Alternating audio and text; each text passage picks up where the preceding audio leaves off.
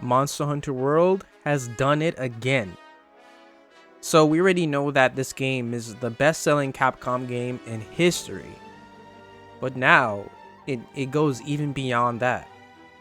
And recently, news outlets everywhere, including Capcom, are reporting that Monster Hunter World sales break 20 million worldwide. What the That's crazy. 20 million for Monster Hunter? The first time in the franchise's history that it reaches this level of sales. Like, it's pretty insane. And yeah, sure, it's not just in Japan, it's like worldwide. When you include both physical, digital, and PC releases, it's brilliant. It's actually really brilliant. So there's definitely a few reasons that contribute to this extraordinary feat for Monster Hunter. And part of that is, well, the game just being fucking good.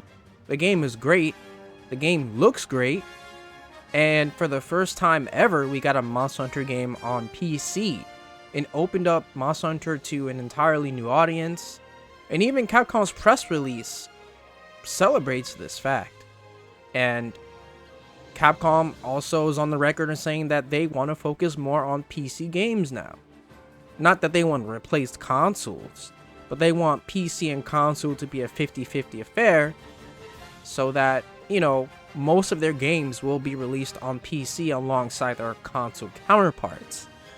Which is amazing. As someone who personally just got into PC gaming, I have seen the light, and this is the best time to do this. Now, in this video here by Lados Charts about the most popular games, you can see Monster Hunter World literally scrape it through with 14 million from March 2018, and then it slowly trickles down, and then it kind of trickles its way back up. Unfortunately, Monster Hunter doesn't have the staying power to be as popular as Minecraft and Fortnite to stay on top. Not even as popular as WoW. But it still made a lasting impact, and the game itself is still pretty popular. That gives me some hope for Monster Hunter 6, to be honest. I don't necessarily think that Rise is gonna, take up that mantle that World had. But Monster Hunter 6, depending on how they handle things, I can definitely see that happening. Which is a good thing. I'm actually really excited for the future of Monster Hunter. Now, something else that's interesting about this is that chart only counted base world, by the way.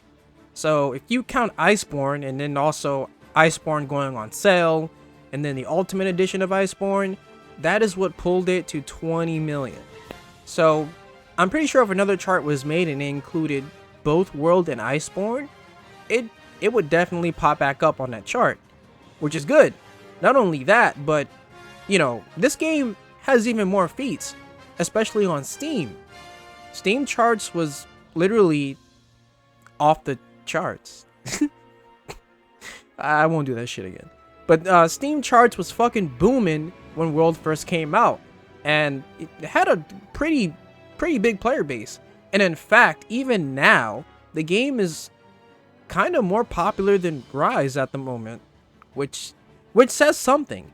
And I think that says something to Capcom that, maybe a lot of what made World great needs to be back in the next game. Because at the end of the day, Rise is just the next 5th gen game. It's not the next big leap for Monster Hunter. And in some ways, Rise can be a step backwards. That's not always a bad thing, but I guess one thing I was always afraid of is, would Monster Hunter be able to keep the momentum it's been building up with World? Well, I mean, I think so far they've been doing great, considering the sales of Rise, and then Rise finally coming to PC very soon. Good things are bound to happen. And then on top of that, Monster Hunter is kind of becoming more of a household name, which is something I never thought would happen. To be serious with you, to be honest, I never thought that would happen.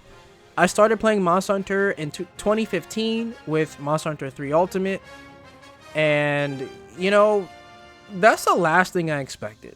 It is. I feel like Monster Hunter has always been relatively niche, but then once World came out, there were so many big streamers and you know, even celebrities that talked about Monster Hunter World, which is kind of surreal, at least in the US.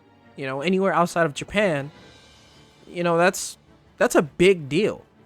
It is.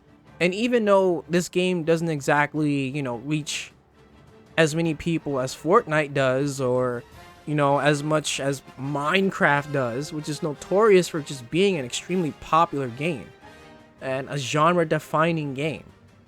You know, this game still definitely word of mouth and just World being really good and revolutionary for the series really helped it out. Now, I'm sure we all know that Capcom doesn't seem to have a plan to make another service like Monster Hunter game, but part of me does feel like that could be the next big thing for them. But only time will tell what would happen with that. But I will say that I'm really happy. You know, one of my favorite franchises it's growing. And I know Capcom is happy, Capcom is proud, and they can't fuck up Monster Hunter now. You know, they can't Street Fighter V Monster Hunter. By the way, I like Street Fighter V, by the way. You know, like, I know when it first came out, it was kind of like shit. But it's a little better. It is better now. It's better now. But let's avoid that entire situation with Monster Hunter, please. So, yeah. If you guys enjoyed this video, consider subscribing to the channel. We're kind of schmoovin'. At least I'm schmoovin' with my upload schedule. So, yeah. I'll see you guys in the next one. And also, let me know down below. You know, what do you think about this news? What do you want from Monster Hunter 6? That's the big question. What exactly do you want from that game? So, yeah. Later.